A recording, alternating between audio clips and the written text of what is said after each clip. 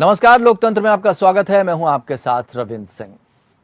बिहार में मुख्यमंत्री नीतीश कुमार ने मुख्यमंत्री पद से इस्तीफा देने के बाद नई सरकार के गठन के लिए अपना दावा पेश कर दिया। सरकार बदलने की तैयारी कर ली है। राज्यपाल फागू चौहान से मुलाकात कर नीतीश कुमार ने अपना इस्तीफा सौंप दिया। आरजेडी नेता तेजस्वी यादव और हिंदुस्तानी अवामी मोर्चा के नेता जीतन राम मांझी के साथ राजभवन पहुंचे। नीतीश कुमार ने राज्यपाल के सामने 164 विधायकों का समर्थन का दावा पेश कर दिया। इस मौके पर नीतीश कुमार ने कहा कि उन्हें 7 राजनीतिक पार्टियों का समर्थन हासिल है, लेकिन तेजस्वी से बात हुई तो उन्होंने 8 की बात कही थी। वहीं तेजस्वी यादव ने कहा कि पूरे उत्तर भारत में अब बीजेपी का साथ देने वाली एक भी क्षेत्रीय पार्टी नहीं बची। बीजेपी नीतीश कुमार के इस कदम को लेकर गहरे सदमे में है। बीजेपी ने कहा कि नीतीश कुमार ने जनादेश का अपमान किया है। वहीं यह भी कहा जा रहा है कि नीतीश ने बीजेपी के ऑपरेशन लोटस की खबर मिलने के बारे में सुन लिया था या उन्हें भनक लग गई थी, उसके बाद यह कदम उठाया। यह भी समझा जा रहा है कि बीजेपी के हाल में पटना में हुए शक्ति प्रदर्शन के दौरान बीजेपी अध्यक्ष जेपी नड्डा के बयान को लेकर नीतीश को गहरी नाराजगी थी। नड्डा ने कहा था कि जिस तरह बीजेपी मजबूत होती जा रही है, उससे साफ है कि क्षेत्रीय पार्टियां खत्म हो जाएंगी। संभावना भी नहीं जताया, खत्म हो जाएंगी और सिर्फ बीजेपी रह जाएगी। ये बवाल इसी बयान के बाद शुरू हुआ या नीतीश कुमार और बीजेपी की दरार के पीछे कुछ और बात है। समझते हैं खबर को, फिर आगे बढ़ते हैं।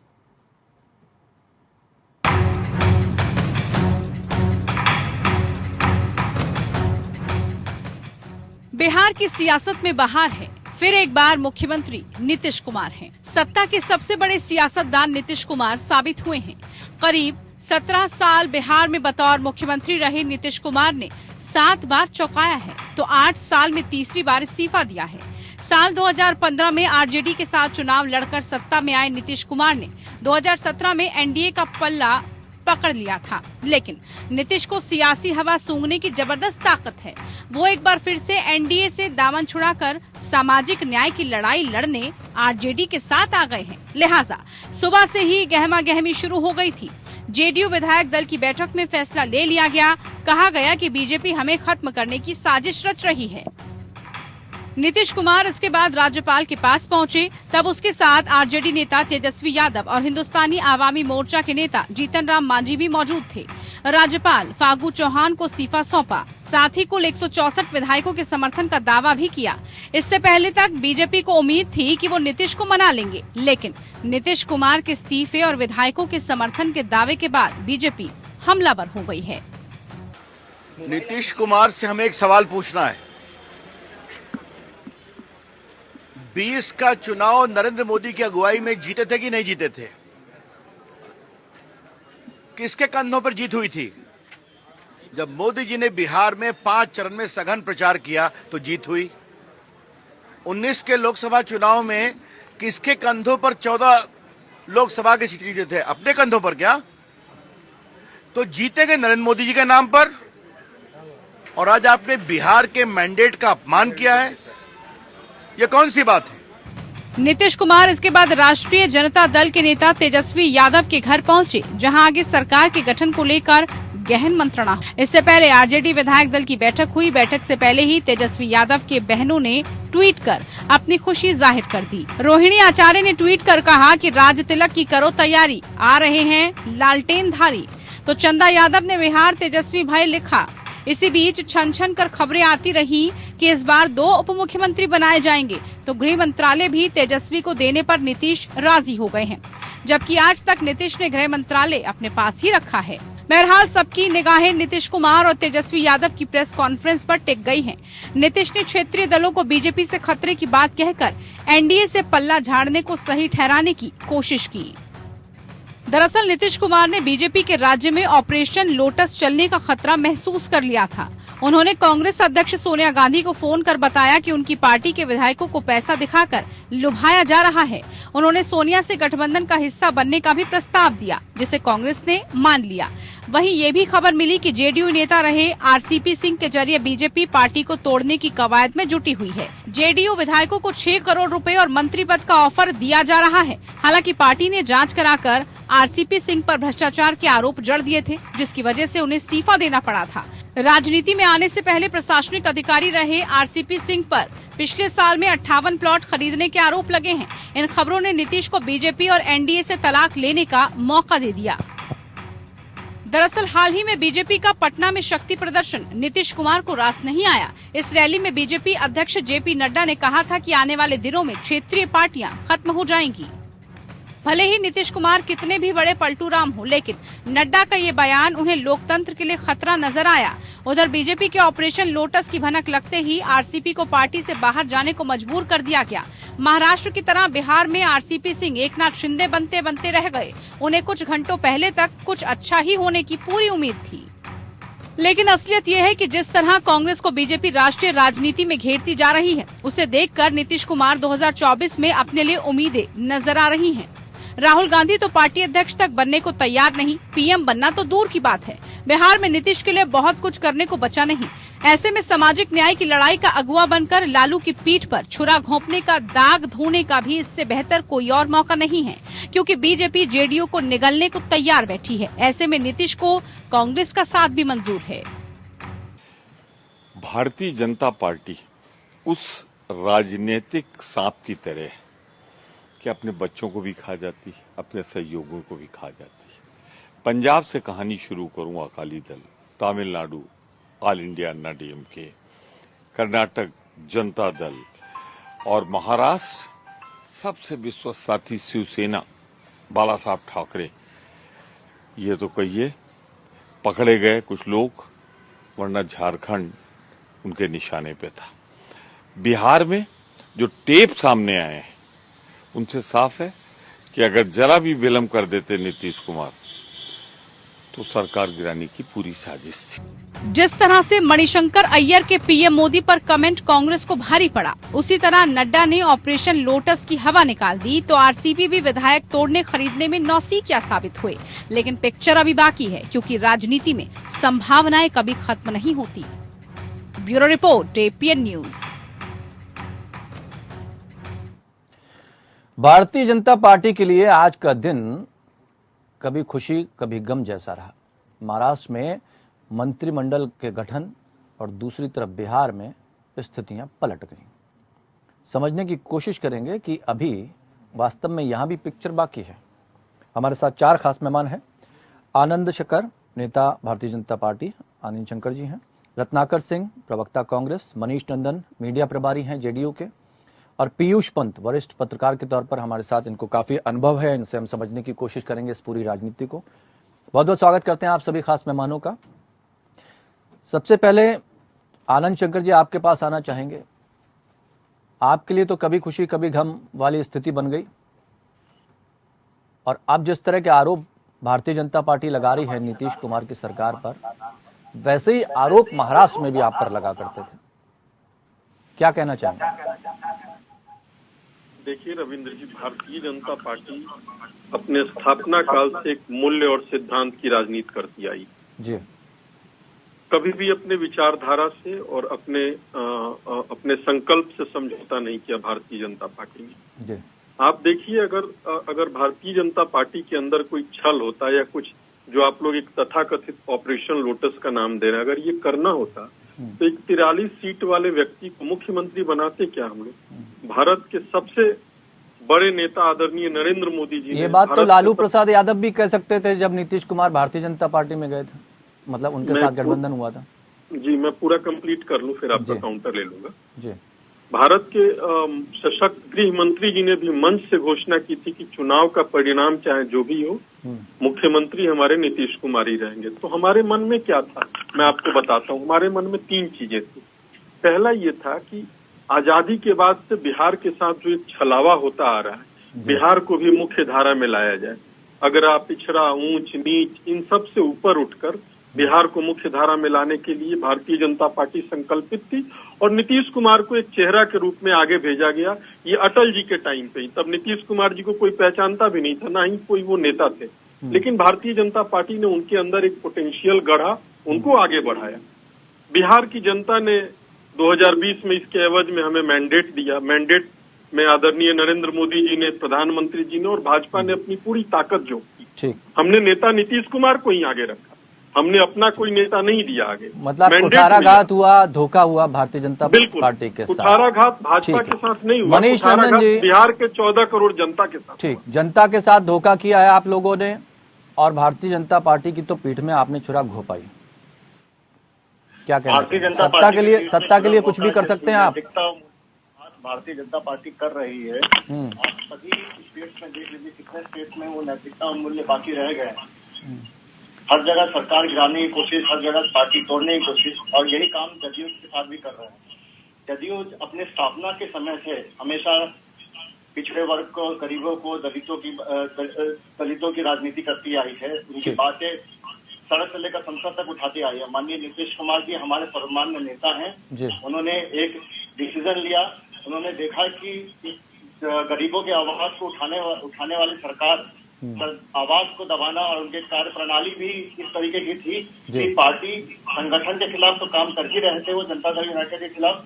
इसके अलावा लेकिन जिस तरह से परिवर्तन होता है नीतीश कुमार जी के मन में, यही तेजस्वी जी थे जब पलटू राम कह रहे थे, पलटू राम चाचा, तो ये सारी स्थितियां बदल गई क्या अब?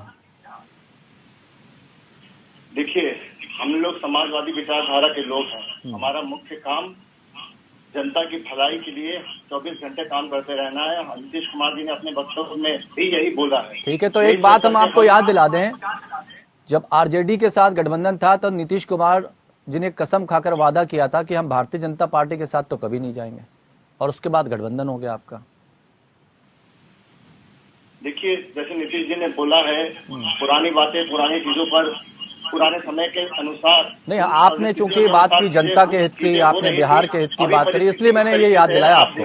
जिस तरह से मध्य प्रदेश, महाराष्ट्र, गोवा, कर्नाटक में भारतीय जनता पार्टी अपने तो वजूद का डर है ना क्षेत्रीय दलों को, काम का नहीं है। काम के प्रति पहचान नहीं बनानी है, सत्ता में कैसे ना कैसे बने रहने के लिए किसी भी तरह के प्रयास करने हैं।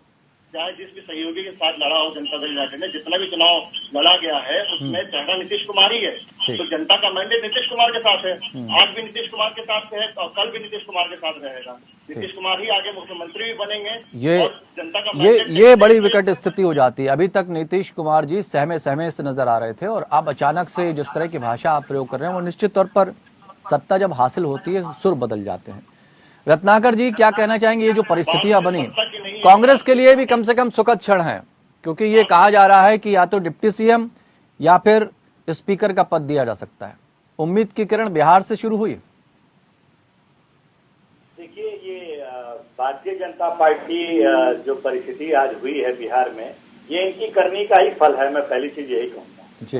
जिस प्रकार ये पूरे देश में क्षेत्रीय पार्टियों को खत्म करने का इन्होंने जो एक व्रत उठा के रखा है, और विडंबना ये देखिए कि जेडीयू के सामने ही पटना में ये जेपी नड्डा जी कहते हैं कि हम क्षेत्रीय पार्टियों को खत्म कर देंगे, तो आप उनके सामने ही आप बैल मुझे मार का न्योता दे रहे हैं, और आपने बाकायदा एक ऑपरेशन लोटस वहां पे भी चालू कर दिया था। उन्होंने खत्म कर देंगे तो नहीं कहा था, मैंने उनका बयान सुना। उन्होंने ये कहा था कि आने वाले समय में क्षेत्रीय दल खुद ब खुद खत्म हो जाएंगे और बीजेपी ही रह जाएगी। तो शायद काम को लेकर वो बोल रहे हैं, ये भी तो हो सकता है। नहीं, देखिए, राजनीति में क्या होता है, मंशा जो है वो साफ जाहिर नहीं की जाती है, और उनका प्रत्यक्ष रूप से नहीं लेकिन परोक्ष रूप से यही कहने का मतलब है कि आने वाले दिनों में क्षेत्रीय पार्टियों को खत्म कर दिया जाएगा या समाप्त हो जाएंगी। इनका वजूद इतना बढ़ गया है, और ये उसी धारा में काम कर रहे थे। बिहार में देख लीजिए, आप वीआईपी पार्टी को किस तरह इन्होंने खत्म कर दिया। चिराग पासवान की पार्टी जो है इनके चाचा के हाथ में दे दिया, और उसी तरह से ये शिवसेना को, जो महाराष्ट्र में भी शिवसेना को वही। लेकिन रत्नाकर जी, चिराग अगर अपने वजूद पर स्थिर रहते, वो अपनी अलग पहचान बनाते, वो तो ये कह रहे थे हम हनुमान हैं, इस तरह की बयानबाजी जब कोई करने लगता है, इसका मतलब आपने दासिता स्वीकार कर ली। आप नेता कहाँ रहे, इसलिए उनको हाथ धोना पड़ा पार्टी तक से। चिराग पासवान की अपनी नीति होगी, अपना एजेंडा होगा, अपना उनका राजनीतिक सोच होगा, उसको मुझे टिप्पणी नहीं करना है। रही बात मुझे भारतीय जनता पार्टी की, तो भारतीय जनता पार्टी जिस प्रकार इनकी मंशा रही है पूरे देश से क्षेत्रीय पार्टियों को खत्म करने की, और वो नीतीश कुमार ने भली भांति और समय से पहले भांप लिया उसको, और उसको ऑपरेशन लोटस होने से कुछ दिन पहले ही उन्होंने इसको भांपते हुए और सही कदम उठाया उन्होंने। जो देखिए, क्षेत्रीय पार्टियों को आप खत्म नहीं कर सकते। उसका कारण ये है कि क्षेत्रीय पार्टियां वहां के जनता के मुद्दों पे चुन कर लड़ी आती हैं और जनता का जनादेश उनको मिलता है। और ये विधवा विलाप आज कर रहे हैं कि जनता के जनादेश का अपमान कर रहे हैं नीतीश कुमार। ये विधवा विलाप इनका मध्य प्रदेश में कहाँ चला गया था, कर्नाटक में कहाँ चला गया था, फिर महाराष्ट्र में कहाँ चला गया था। तो ये जो है सुविधा की राजनीति भारतीय जनता पार्टी हमेशा करती रहती है। आप देख रहे हैं अभी रविशंकर प्रसाद किस तरह से विधवा विलाप कर रहे थे कि जनता के जनादेश का अपमान किया गया। तो ये कहीं ना कहीं जब इनको मौका मिलता है, इनकी मंशा है एक देश और एक पार्टी एक झंडा की, उस मंशा के तहत ये क्षेत्रीय पार्टियों को खत्म करने का एजेंडा जो इनका चल रहा है, नीतीश कुमार ने भली भांति उसको भांप लिया और समय रहते हुए इनको पटखनी दे दिया। मैं यही कहना चाहूंगा। और रही बात, चलिए हम इस बात को पीयूष पंत जी ज्यादा बेहतर समझा पाएंगे, क्योंकि उनका तो सबकी गोट पता है, किसके प्यादे कहाँ फिट रहते हैं और किसके स्वार्थ की राजनीति है। पीयूष जी ये समझना चाहेंगे, क्योंकि अब देखिए सुर बदल जाते हैं, जैसी परिस्थितियां बदलती हैं वैसे सुर बदल जाते हैं। और एक वक्त में ये कहा भी गया था कि जितना तेजी से गिरगिट रंग नहीं बदलते, नेता पलट जाते हैं। ये जो स्थितियां बनी महाराष्ट्र में और अब जो स्थिति बनी बिहार में, एक जैसी नजर आती हैं। ये जितने दल हैं ये अपने वजूद के लिए घबरा रहे हैं कि उनका वजूद खत्म हो रहा है, या मतलब बीजेपी के जो बढ़त मिल रही है उससे घबरा रहे हैं, या अपना वजूद खत्म होने से घबरा रहे हैं? देखिए रवीन जी, कारण थोड़े थोड़े अलग है, देखे जा सकते हैं। जैसे महाराष्ट्र में तो निश्चित रूप से संकट था कि वहां पे एक सरकार को गिरा के अपनी सरकार बनाने का, और उसके लिए जो है कि उसमें जो है कि सेंधमारी की गई वहां पे। तो वहां पे एक महत्वाकांक्षा थी एकनाथ शिंदे की, जिसके चलते जो है कि उन्होंने जो है कि अपनी पार्टी के साथ भी दगा कर दिया और वो जो है भाजपा के साथ चले गए। उनके समर्थन से उन्होंने वहां सरकार बना ली, उनके साथ मिलकर सरकार बना ली। तो यहाँ पे एक महत्वाकांक्षा थी, उसको देखा जा सकता है। और बिहार में भी देखिए महत्वाकांक्षा है, एक वो फैक्टर है। आदमी उसी के हिसाब से परिस्थितियों को ढालता है, उसी के हिसाब से वो परिस्थिति का फायदा उठाता है और उसी के हिसाब से जो है अपने वक्तव्य देता है। यहाँ भी महत्वाकांक्षा है, दो महत्वाकांक्षा देखिए इसमें। एक नीतीश बाबू की जो एक छवि बहुत खराब हो रही थी, खासकर इस बार जो उन्होंने गठबंधन की सरकार भाजपा के साथ बनाई है उसमें, एक तो वो असहज महसूस कर रहे थे। दूसरा जो है कि वो कहीं से उनको ये नहीं लग रहा था कि मैं काम कर पा रहा हूँ, तो वो उनकी दिक्कत ये आ रही थी। और उनपे तमाम आरोप भ्रष्टाचार के भी लग रहे थे, तो उनकी छवि बिगड़ रही थी, जो छवि उनकी एक टाइम में हुआ करती थी, सुशासन बाबू की छवि। बिल्कुल वो उसको दूसरा कहीं न कहीं देखिए प्रधानमंत्री 2024 भी उनके दिमाग में है, और इसीलिए जो है कि वो कहीं न कहीं, और आज से नहीं, देखिए चिराग पासवान ने तो ये बात कह भी दी कि उनका प्रधानमंत्री बनने का सपना पूरा नहीं होगा, वो कितने भी पाला बदल लें, तो वो भी उनका है। तो महत्वाकांक्षा यहाँ पे भी है। उनको लगता है कि जैसे ममता बनर्जी भी एक समय में लग रहा था कि सभी विपक्षी दलों के लिए का एक नेतृत्व देने। सर थोड़ा सा आपको रोकना चाहेंगे, अभी रविशंकर प्रसाद प्रेस कॉन्फ्रेंस कर रहे हैं, सीधे लिए चलते हैं आपको। आज जो सांप्रदायिकता की बात करते हैं माननीय नीतीश कुमार जी, तो आपको मैं विनम्रता से बताऊं, उस समय राम जन्मभूमि का आंदोलन अपने पीक पर था। उसके बाद आप भाजपा के साथ रहे, क्योंकि जंगल राज, लूट, परिवारवाद, भ्रष्टाचार, उसके खिलाफ आपने अपनी आवाज भाजपा के साथ लगाई।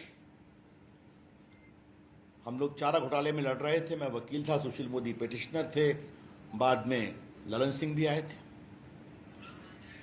ये आपके हमारे साथ आने की शुरुआत है। आप 96 में साथ थे, 98 में साथ थे, रेल मंत्री बने, 2000 में आपको भाजपा ने बिहार का मुख्यमंत्री बनाया, जबकि बहुमत नहीं निकल सका, आपको भाजपा ने दोबारा केंद्र में फिर मंत्री बनाया, कृषि मंत्री। उसके बाद आज नीतीश कुमार जी, आपको यह स्मरण देना जरूरी है कि आपकी पार्टी में आपको बिहार के मुख्यमंत्री के रूप में प्रोजेक्ट करने पर परेशानी थी। और 2005 के चुनाव में स्वर्गीय अरुण जेटली, स्वर्गीय प्रमोद महाजन, स्वर्गीय सुषमा स्वराज यहां सभी उपस्थित थे और हम लोगों ने निर्णय किया कि बूटा सिंह ने जो डिसमिस किया था और जो पहला चुनाव हुआ था उसको जीतना है तो बिहार में नेता चाहिए। और हम लोगों ने आपके लिए बहुत आग्रह किया, दबाव दिया।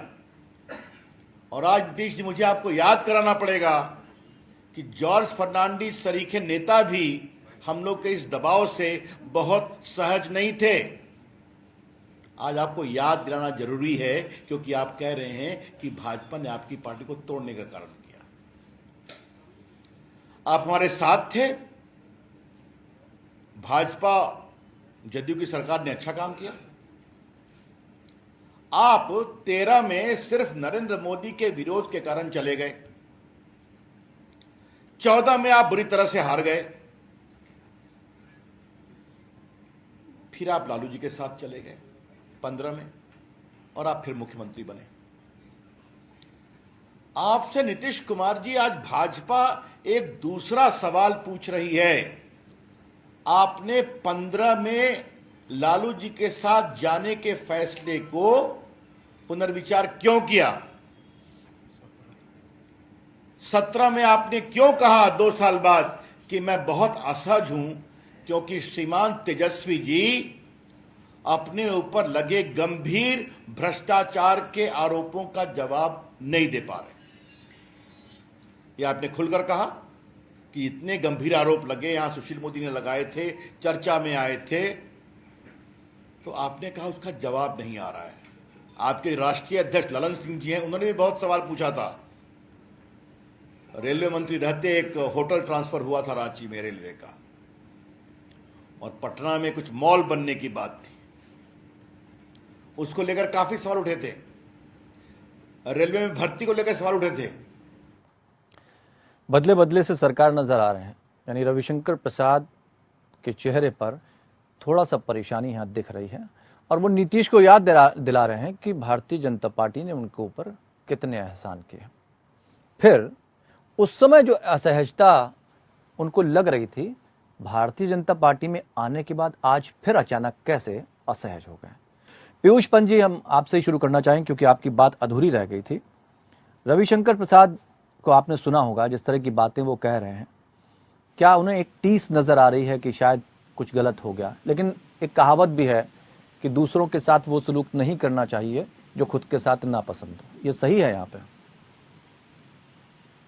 जी जी जी जी रविंद्र जी, देखिए, एक तो भारतीय जनता पार्टी जो है कि उसको, हालांकि मुझे लगता है कि आखिर उनसे ये चूक कैसे हो गई जी, क्योंकि ये तो आज की बात नहीं कि अचानक ये हो गया हो। ये तो खिचड़ी पक रही थी, काफी समय से पक रही थी। आपको याद होगा इफ्तार पार्टी में नीतीश जी जो है बहुत सरप्राइजिंगली हम सभी पत्रकारों को ये बड़ा ताजुब हुआ था कैसे पहुंच गए वो वहां, उनके राबड़ी देवी के घर गए थे वहां पे। तभी से ये देखिए, ये दिखाई दे रहा था कि निश्चित रूप से जो है आरजेडी के करीब आ रहे हैं। तो भारतीय जनता पार्टी को भी ये खबरें होंगी और in fact Bharatiya Janata party RPN Singh को जो है एकनाथ शिंदे बनाने की कोशिश कर रही थी, लेकिन वो एकनाथ शिंदे मटेरियल रहे नहीं आरपीएन सिंह, और उनमें उतना प्रभाव नहीं रहा कि वो वहां के जेडीयू विधायकों के साथ उतना उनके प्रभाव नहीं उनका है कि उनको तोड़ सके वो उस तरीके से जो है।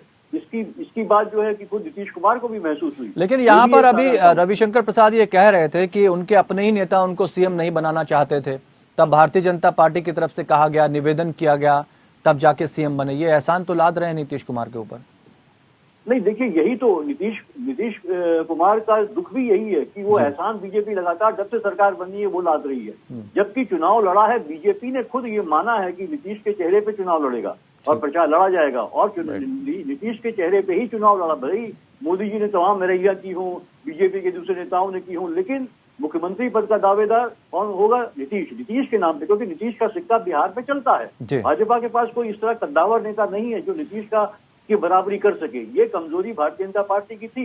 लेकिन पीयूष पंत जी, जिस तरह से सीटें कहीं ना कहीं कम हुई जेडीयू की, उस तरह से क्या लगता है कि वो दबदबा उनका रह पाया या भारतीय जनता पार्टी की तरफ ज्यादा झुकाव हो रहा था जनता का?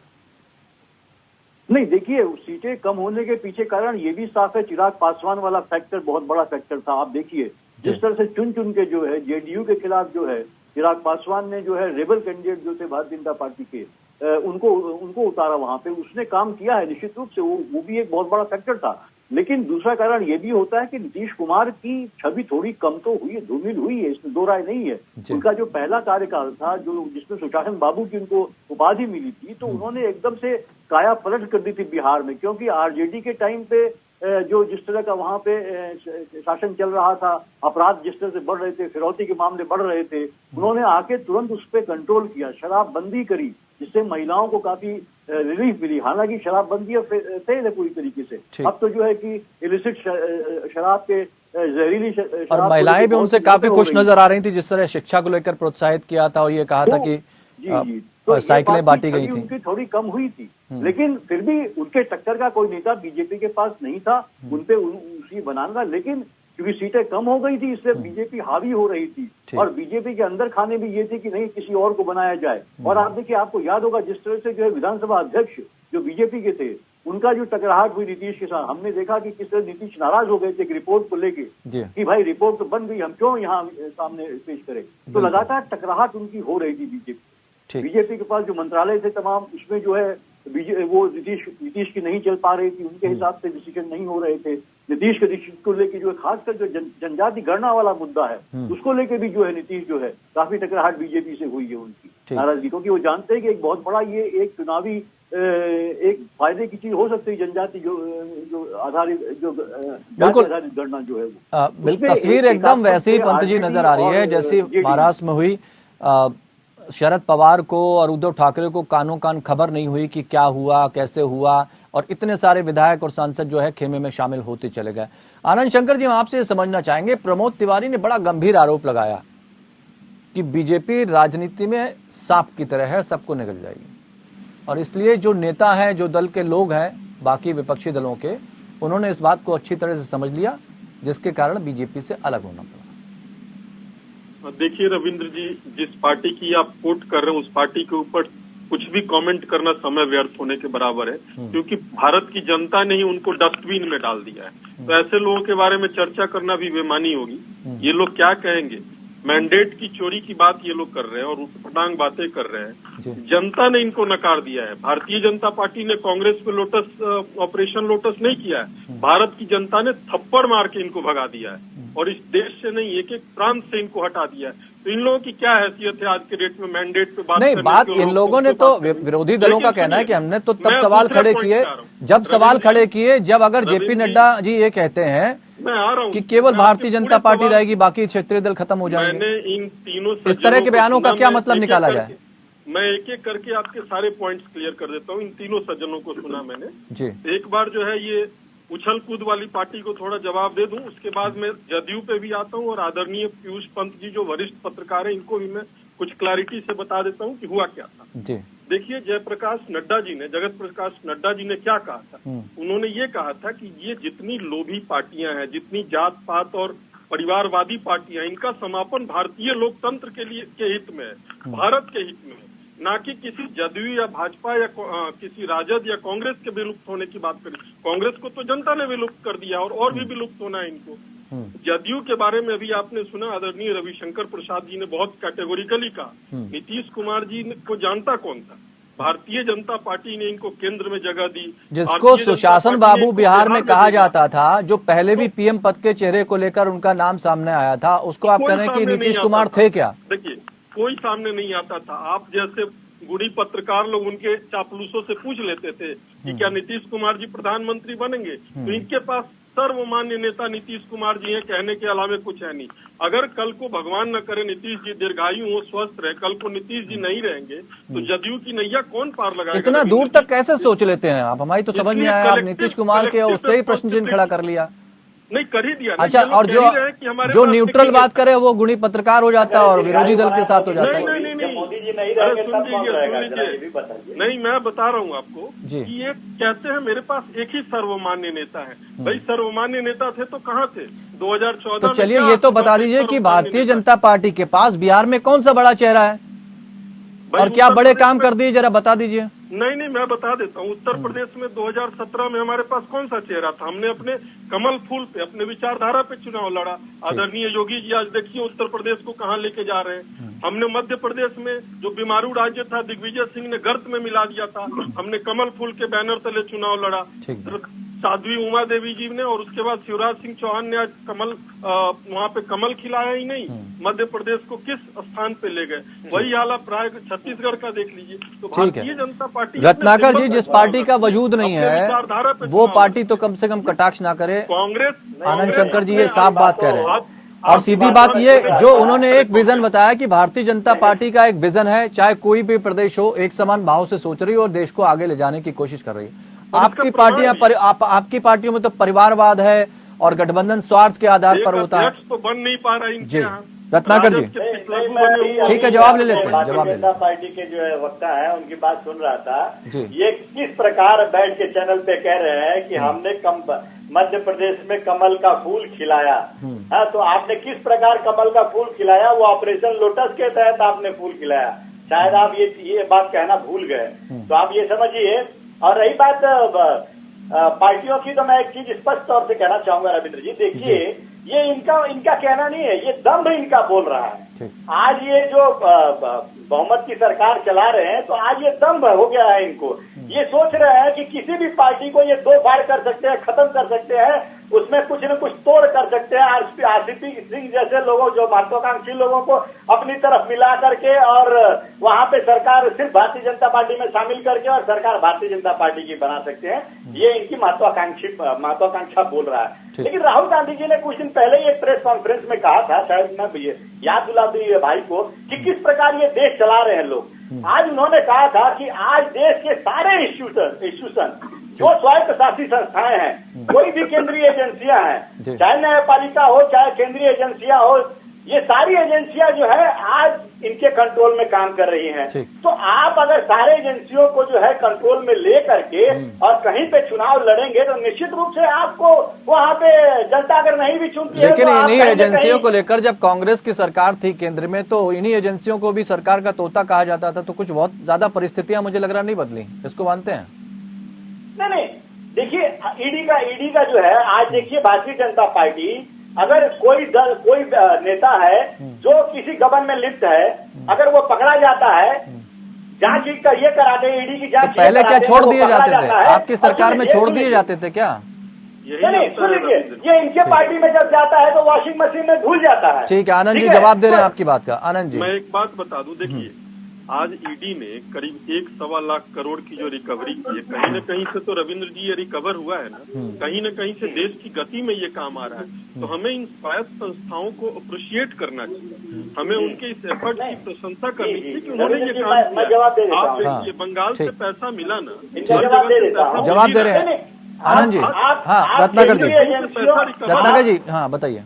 आनंद जी आ रहे हैं। अब जब पैसा रिकवर हो रहा है, तो ये देश के काम में आ रहा है। इनके तरह नहीं कि फ्री की रेवड़ियां बांट दी और उसके बाद जब लेने की बारी आई तो सबको अपना तोते का पिंजरा बना के। बिल्कुल, आनंद शंकर जी कहना चाह रहे हैं, आनंद शंकर कहना चाह रहे हैं कि भारतीय जनता पार्टी ने जो ईडी का इस्तेमाल किया है, वो सारी चीजें तथ्यात्मक थी। उसके बाद नहीं किया है भाजपा ने, तथ्यात्मक रूप से संस्था है, ये खुद से कर रही है। इनको फ्री होल्ड दिया गया है कि अब आप किसी के नहीं, मैं इस्तेमाल की बात नहीं कर रहा हूँ आनंद शंकर जी। मैं ये कहना चाह रहा हूँ कि भारतीय जनता पार्टी ने अगर इन एजेंसियों को आगे बढ़ाया है तो किसी ना किसी तथ्य के आधार पर बढ़ाया, वो झूठे नहीं थे, सच्चे थे। मनीष नंदन जी, रविशंकर प्रसाद बहुत गहरी बात कह गए कि नीतीश कुमार जी पीठ में छुरा क्यों भोंक देते हैं? कम से कम एहसानों का ही ख्याल कर लेते हैं। गंभीर आरोप उनके ऊपर लगे हुए थे। पीठ में छुरा भोंकना और इस तरह के शब्दों का प्रयोग जो है मुझे अच्छा नहीं लगता है कि इस तरह के राजनीति में आदरणीय रविशंकर प्रसाद ये तो मुहावरे कहावत इस तरह की होती इस्तेमाल करते हैं। तो बहरहाल ये हमारा जदयू का चरित्र नहीं है। जो सच्चा है उसे पता है कि ये सब चीजें हमें हल्के में लेनी चाहिए। जिस समय भारतीय जनता पार्टी को आदरणीय अटल बिहारी वाजपेयी जी के समय में जब कोई छूने को तैयार नहीं था, तो उस समय हमारे नेता जॉर्ज फर्नांडिस जी ने ही एनडीए के संयोजक बने थे और पूरे भारत में जो है फिर एनडीए की सरकार बनी थी। ठीक है, तो अभी जिस समय अटल जी प्रधानमंत्री थे, उस समय वो अपने सहयोगी दलों में जो विरोधाभास भी रहते थे, जो आपत्तियां भी रहती थी, उसको भी सब सम्मान देते थे।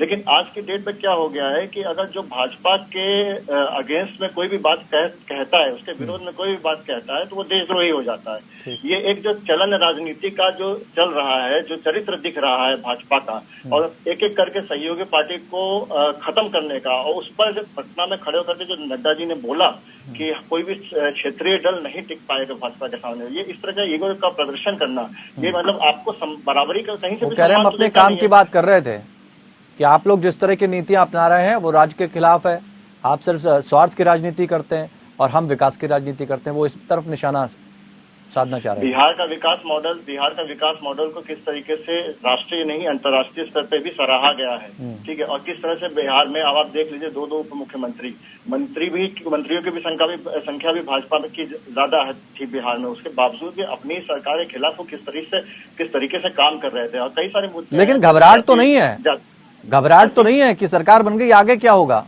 क्योंकि आप लोग तो ये भी आरोप लगाते हैं कि एजेंसियों का गलत इस्तेमाल होता है। जनता के मुद्दों की लड़ाई में कैसी घबराहट है? हम लोग तो उतरे ही हैं जनता के मुद्दों में। और जो नीतीश कुमार जी का जो फैसला है, मैं एक बात जरूर करना चाहूंगा, उत्तर प्रदेश की जदयू का आदरणीय माननीय हमारे अनूप सिंह पटेल जी जो प्रदेश अध्यक्ष है, उनके नेतृत्व में इस पूरा निर्णय का स्वागत करता है। आनंद जी जवाब दीजिए, वही आरोप नीतीश जी के साथ में। रविंद्र जी, इस पर हमारे जदयू के जो प्रवक्ता महोदय हैं उनसे कोई वाद विवाद नहीं है।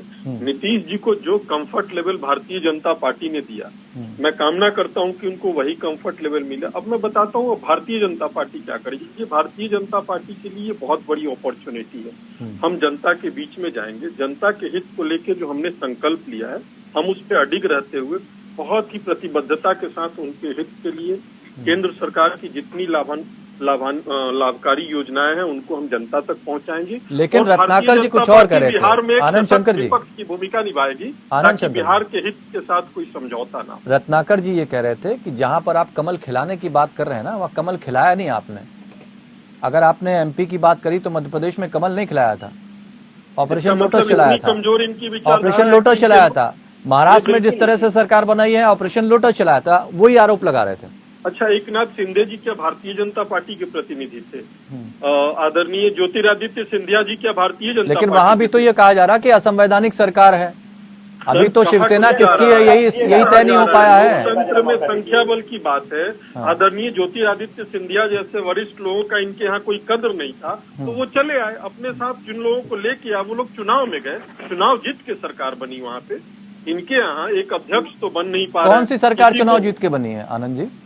देखिए, बाद में जो कांग्रेस के लोग आए उसके बाद भी तो वहाँ उपचुनाव हुआ ही ना, जब उनकी संख्या के बल पर उनको जब उनके नहीं आप मूल सवाल से हट गए। उन्होंने सिर्फ ऑपरेशन, आपने कहा कि हमने कमल खिलाया, उनने कहा नहीं ऑपरेशन लोटस था। कमल खिलना और ऑपरेशन लोटस में फर्क है। तो दोनों एग्जाम्पल मध्य प्रदेश का भी दिया। और मैं उस जमाने की बात कर रहा हूँ जब 10 साल के कुशासन के बाद भारतीय जनता पार्टी ने कमल खिलाया था वहाँ। मैं तब से की बात कर रहा हूँ। और आज भी वहाँ पे एक सुशासन की सरकार चल रही है। सबसे पिछड़े राज्य में शुमार मध्य प्रदेश आज एक पैमाने पे खड़ा है। वही हाल छत्तीसगढ़ का भी था। तो नीतीश कुमार ने गलती करी है क्या, या गलती सुधार ली? नहीं, देखिए, नीतीश कुमार जी की एक जो महत्वाकांक्षा हो गई है कुर्सी से चिपक के रहने की, वो उनको कहीं न कहीं उनके अपने व्यक्तित्व के समय। अब इसका सही जवाब तो पंत साहब दे पाएंगे। पीयूष पंत जी, कुर्सी से कौन चिपके रहना चाहता है? दो एग्जाम्पल चूंकि रत्नाकर जी ने भी आरोप लगाया और ये मनीष नंदन ने भी आरोप लगाया। 10 सेकंड और लूंगा रविंद्र जी। ठीक है, बोलिए। मैं ये कह रहा हूँ कि अगर भारतीय जनता पार्टी के अंदर जरा सी भी कुर्सी की लालच होती तो ये कांग्रेस के बिहार में जितने विधायक का शपथ ग्रहण कर लेने जा रहे हैं, ये सब लोग बहुत दिनों से बेचैन। अच्छा, ठीक है, बहुत अच्छी बात कही। मैं चलिए मान लेता हूँ आपकी बात, आपकी बात मान लेता हूँ, आपकी ही बात मान लेता हूँ, मैं आपकी ही बात मान लेता हूँ। लेकिन महाराष्ट्र में फडणवीस जी ने जिस तरह से शपथ ली थी वो क्या था? गोवा में जिस तरह से शपथ ली गई वो क्या था? देखिए, कहाँ की परिस्थिति कैसी रहती है उस पर हम लोग ना चर्चा करें। वहाँ की भी परिस्थिति ऐसी थी कि लोग घुटन अपने पार्टी से महसूस कर रहे थे। एक संख्या बल के साथ आए तो लोकतंत्र में जिसके पास जितनी संख्या है। रत्नाकर जी कुछ कहना चाह रहे हैं? जी रत्नाकर, इसमें ठीक आ रहे हैं आनंद जी। चरित्र सामने आ जाता है तो परिस्थिति आंचल में छुपने का काम भाई, आप संभालिए ना अपने लोगों को। आप संभाल क्यों नहीं पा रहे हैं? अरे सुन तो लीजिए, आप संभाल क्यों नहीं पा रहे हैं? समय कम है, पंत जी के पास भी जाना है। समय कम है, हाँ। बताइए जी। देखिए आज इनकी जो इतनी बौखलाहट आप देख रहे हैं रविशंकर जी, तो इनकी कोई बौखलाहट का नहीं कारण है, कोई बौखलाहट नहीं, ये पीड़ा है, ये वेदना है, ये पीठ में खंजर भोंकने की वेदना है, इसको पीड़ा क्यों है वो तो मैं बता बौखलाहट रहा हूँ। नहीं ठीक है, कहते ठीक। हैं। हमने भरोसा किया था, हमने मैंडेट का स्वागत करते हुए उनको सम्मान मुख्यमंत्री शंकर जी एक बनाया। मिनट, आनंद जी, वेदना है हमारे आनंद शंकर जी एक मिनट, मैं चाहता तो हर बार इनके जवाब ठीक है, ठीक है, मुझे पंत जी के पास भी जाना है, टिप्पणी लेनी सुनने उनसे का भी जी ख्याल रखिए जी। जी। इनकी परेशानी जो वेदना ये नाम दे रहे हैं ना, वेदना जो उद्गार जो सामने आ रहा है, वो उद्गार क्यों है जानते हैं आपको? क्योंकि ये एक तो पश्चिम बंगाल में जो इनकी जो सीटें पिछली बार जीत के आई थी, वो इस बार जीतने की संभावना पूरी तरह से 2024 में आप अपना देखिए ना, पश्चिम अभी बंगाल में वेदना आप कहाँ हैं? 2024 शून्य बटा सन्नाटा में है। सुन तो लीजिए आप महाराज। भाजपा की आनंद जी एक मिनट, जनाब, आप चलिए अपना आनंद जी, रत्नाकर जी, अब मैं जरा पंत जी से भी अब आखिरी टिप्पणी ले लूं। पीयूष पंत जी, क्या ये जो परिस्थितियां बनी हैं, अभी महाराष्ट्र में भी पूरी पिक्चर साफ नहीं है क्योंकि सुप्रीम कोर्ट का फैसला आना है, और बिहार में जिस तरह की भारतीय जनता पार्टी के लिए स्थिति बनी, ये 2024 में किस तरह की मतलब परिस्थितियां आगे बदलेगा, क्या असर पड़ेगा भारतीय जनता पार्टी के ऊपर? देखिए, मैं आपका ध्यान, रविंद्र जी, ये एक ट्वीट जो उनका आया था, क्या नाम, उपेंद्र कुशवाहा का, जी जी, उस पे तरफ ध्यान खिंचवाना चाहूंगा। उन्होंने ये लिखा कि अच्छा हुआ कि हम एनडीए से बाहर निकल लिए, तो जो एनडीए की साजिश चल रही थी कि इस देश को जो है कि एक पूरे एक क्या नाम उस पे ढकेलने की, क्या नाम आपके क्या नाम रूढ़िवादी दलदल में धकेलने की साजिश में लगी भाजपा के चक्रों से हम सब निकल के बाहर आ गए। तो ये रूढ़िवाद की तरफ जो ढके, तो मुझे देखिए इसमें एक संदेश भी, एक और दिखता है रीजन इसमें, कि कहीं न कहीं जो बिहार की धरती से, जो बिहार में जहाँ लालू प्रसाद ने जो है कि अडवाणी जी का रथ रोक लिया था, वही बिहार की धरती से आज जो है जिस तरह से जेडीयू और आरजेडी ने ये क्या है, और एक निश्चित रूप से 2024 के लिए एक चुनौती हो सकती है ये भारतीय जनता पार्टी के लिए, जहां पे विपक्षी दलों को एक साथ ला के और एक मुद्दे पे, वो चाहे जाति आधारित जनगणना की बात हो और तमाम, चाहे वो महंगाई का मुद्दा हो, जिस तरह से आरजेडी ने रैली निकाली, उसको लेके तमाम मुद्दों को लेके एक लामबंद करके जो विपक्षी दलों को और एक चुनौती भाजपा को। और ये महाराष्ट्र में भी देखिए, अगर सुप्रीम कोर्ट के अभी निर्णय के हम इंतजार कर रहे हैं, कुछ भी हो सकता है, तो जिस तरह से वहां ऑपरेशन किया गया, तो भाजपा के लिए निश्चित रूप से ये दोनों घटनाएं, महाराष्ट्र और जो है कि बिहार, खासकर बिहार जो है, ये जो घटना आज हुई है, उसके वजह से मुझे लगता है कि आगे चल के अगर विपक्षी दल सीरियस हैं तो एक लामबंदी हो सकती है, एक रास्ता यहाँ से निकल सकता है, और मिल के जो है भारतीय जनता पार्टी जिस तरह से शासन कर रही है, और उसको एक चुनौती दी जा सकती है, और उनको सत्ता से बाहर करने का रास्ता भी निकाला जा सकता है। ठीक है, तो एक 30 सेकंड में और मैं आपसे जवाब चाहूंगा पंत साहब, क्योंकि वक्त खत्म हो गया। 30 सेकंड में आपसे जवाब चाहूंगा, मतलब जितना संक्षेप में दे सके। कांग्रेस का मजबूत होना जरूरी है, शायद इसीलिए यहाँ पर कांग्रेस के लिए उम्मीद की किरण नजर आ रही, लेकिन यहाँ से अगर कांग्रेस को उम्मीद की किरण उसकी जगती है, कुछ हासिल होता है, तो क्या 2024 तक वो खुद को उस तरह से अपनी जमीनी मजबूत कर पाएगी जिस तरह की उम्मीद की जा रही है, और विपक्षी दल भी चाहते हैं कि वो मजबूत हो? देखिए रविंद्र जी, इसमें एक बात और हुई है कि कांग्रेस की भी अहम भूमिका रही है नीतीश और जो है कि तेजस्वी को एक साथ लाने में। सोनिया गांधी से बात करी नीतीश कुमार ने भी, और कहीं न कहीं कांग्रेस की एक भूमिका रही है। और कांग्रेस भले ही अभी सत्ता में नहीं आ पा रही, लेकिन एक निर्णायक भूमिका कर सकती है, और एक राष्ट्रीय दल के रूप में इस समय कांग्रेस ही है। और तो चेहरा एक मिल गया पीएम पद का, इस चेहरे पे जाएंगे क्या लगता है? ऐसे कुछ आभास हो रहा है कि भविष्य में पीएम के चेहरे के लिए नीतीश कुमार का नाम आगे हो सकता है?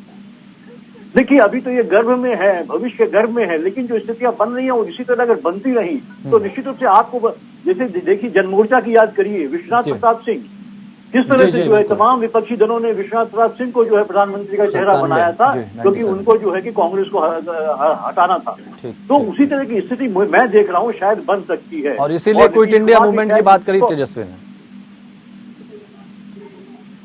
जी, क्विट इंडिया मूवमेंट की बात करी कि 8 से शुरू हुआ और हम भी इस तरह की मुहिम शुरू कर रहे हैं। जी, तो वो एक तरह का उस तरह की बातें होने शुरू हो गई हैं, और मुझे लगता है कि और जिस तरह से जो है कि भाजपा अध्यक्ष ने जो बात कही है, उसके भी बहुत बड़े मतलब हैं कि वक्त इतना ही था। पीयूष पंत जी, बहुत बहुत धन्यवाद आप सभी मेहमानों का हमारे साथ जुड़ने के लिए। लेकिन किसी बात को कह देना ही काफी नहीं होता। भारतीय जनता पार्टी स्पष्ट रूप से कह रही है कि जनता उसके साथ है। अब सवाल यह कि जब चुनाव आएंगे, राजनीतिक दल चाहे कुछ भी कह लें, लेकिन जब चुनाव आएंगे और जिसकी जीत होगी वही सिकंदर बनेगा। प्रधानमंत्री नरेंद्र मोदी की काट ढूंढी जा रही है, लेकिन काट ढूंढना ही काफी नहीं होता है। सवाल ये उठता है कि बराबरी कौन कर पाएगा और विपक्षी दलों की ये मुहिम कितना रंग लाएगी, ये भी आने वाला वक्त बता देगा। लेकिन बिहार के लिए अभी सब कुछ नया है, परिस्थितियां बदली हैं। कितने दिन की शांति होगी ये देखने वाली बात होगी। फिलहाल इतना ही, जुड़े रहिए हमारे साथ।